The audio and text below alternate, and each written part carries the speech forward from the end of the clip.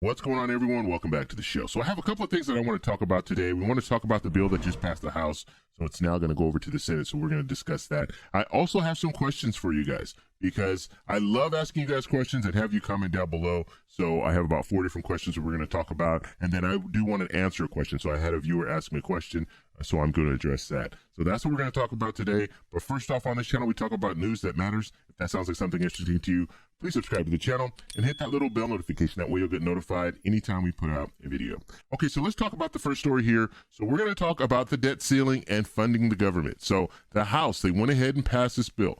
So now this is going to move to the Senate. And basically what this is saying is that they will fund the government until December 3rd of this year. And then they will also extend the debt ceiling until December of 2022. So that's good news when it comes down to how the House handled it. Now it needs to go to the Senate. And so now the problem with the Senate, they need 60 votes in the Senate in order for this bill to pass. So that means that you need Republicans to support this.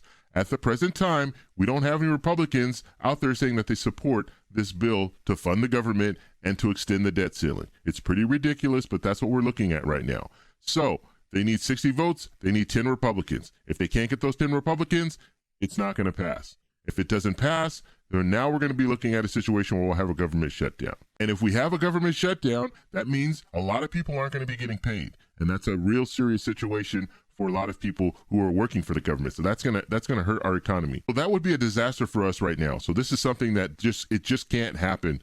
So we're going to have to see what the Senate does. But there will be some pressure on senators because now if the House passed it, and you know the leader, Chuck Schumer, will call this to the floor. And when he calls it to the floor for a vote, you're going to have a lot of politicians that are going to be really thinking about this. Do we really want to shut our government down? And so that's what we're looking at when it comes to this whole situation. And this is, we've been talking about the infrastructure bill, the first infrastructure bill, the second infrastructure bill, and why it's so important. This is equally important because we saw a couple of days ago what happened with the stock market. It just crashed. And we could anticipate more of that as we get closer to this deadline. So we're looking at September 30th. We need to have the government funded by then. If we don't have the government funded by then, that's when we're going to be looking at a shutdown. And then as far as the debt ceiling, sometime in October, we're going to default. So we need to address that as well. So there's a lot going on right now. We also have the infrastructure bills that they need to vote on. Okay, so September 27th, the first infrastructure bill, there's a deadline in the House. They need to pass that first infrastructure bill. And then the second infrastructure bill isn't even ready yet. We've heard of blueprints, but we still haven't seen the language of a second infrastructure bill. So we don't know what's in it.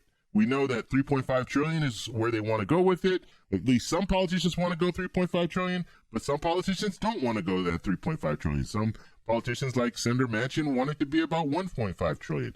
So there's a lot of stuff going on right now. And at this point, I don't really know what to tell you guys. I don't know what's going to happen. And so you guys are just going to have to follow along. Like I said, subscribe. Hit that little bell notification. You'll get notified. I'll let you guys know day by day, play by play, what's going on when it comes to all these different things that are happening right now. They're not going to be able to get everything done. So I don't know how they're going to move forward. So we're going to have to really watch it and see where it goes. Well, the first question that I have for you guys, should politicians be taking a back seat? Now, I'm not talking about all politicians. I'm talking about some politicians that you never hear from. You don't hear anything from these politicians. They're there to represent their constituents, and they're not doing that because we don't know how they feel about certain things. We don't know how they feel about a $3.5 trillion bill. We don't know how they feel about the first infrastructure bill, that $1 trillion bill. We don't know how they feel about the debt ceiling. Should it be extended? Should it not be extended? Some politicians will let you know, yes, I agree with it, or no, I don't agree with it. Some politicians will run down the hall and try to get away from the press so they don't have to say anything about it. Should we have politicians that are doing that, taking a back seat? I want to know what you guys think down below. The next question that I have for you guys, should politicians be blaming the other side and not providing any solutions? This is a big problem that I have with politicians. You have some politicians that they will blame the other side, but they have no solutions. No, we shouldn't have a $3.5 trillion bill. No, we shouldn't provide more stimulus checks. No, we shouldn't provide enhanced unemployment, but they have no solutions. Okay, what's the solution? Nothing. Nothing comes from them. All they can say is what we shouldn't be doing, but they don't have anything to provide to help the American people because that's what they're there for. They are there to represent the people. So if people don't deserve a stimulus check, that's fine. What do they deserve? Do they deserve anything?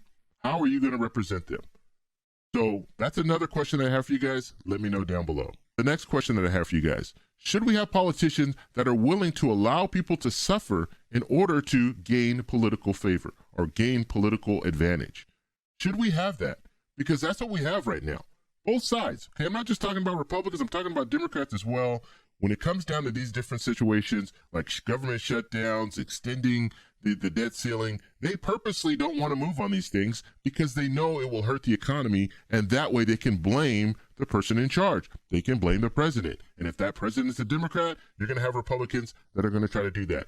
If that president is a Republican, you're going to have Democrats that are going to try to do the same thing. Should we have politicians that are doing that? If you are there to represent the people, that is your only mission, to represent the people, but you are purposely trying to foil anything that the other side wants to do because you know if people start suffering, you might gain political leverage. Is that something that we're comfortable with? Let me know how you guys feel down below. And the next question that I have for you guys: should we have politicians that are afraid or unwilling to lead? And just like I talked about, and you see it all the time, if you watch the news, you'll see politicians running down the hall trying to get to their office because they don't want to have to address the press. Should we have politicians that are doing that? If you are elected to represent the people, shouldn't you be letting the people know what's going on? Or should you be running? Should you be running down the hall? Are you there? Are you prepared to lead? And we have politicians, in my opinion, some politicians, they're not there to lead. They're there to follow. They're following their party.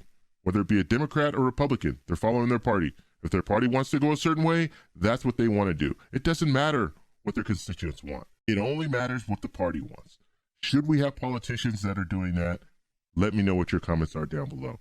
Now, I do want to answer a question. I had someone ask me a question in the comment section about a shutdown. So if we have a government shutdown and I'm on Social Security, would I receive my Social Security?